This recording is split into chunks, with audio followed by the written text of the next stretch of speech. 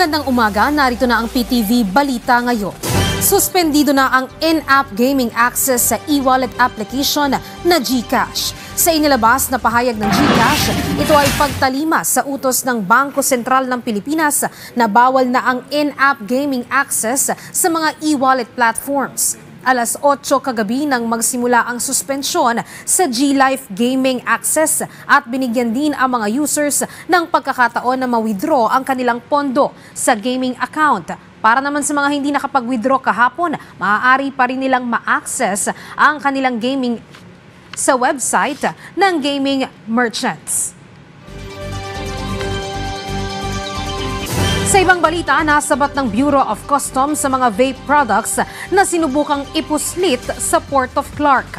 Base sa impormasyon mula sa Customs Intelligence at Investigation Service ng BOC, lumalabas na idineklarang non-commercial items tulad ng sapatos at damit ang shipment. Pero pagdaan nito sa x-ray at physical exam, lumalabas na bulto-bulto ito ng mga vape products na nagkakahalaga ng 8.244 million pesos mula sa China.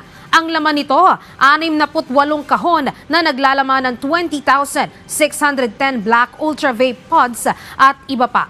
Haharap sa patong-patong na kaso ang may-ari ng shipment at consignee nito.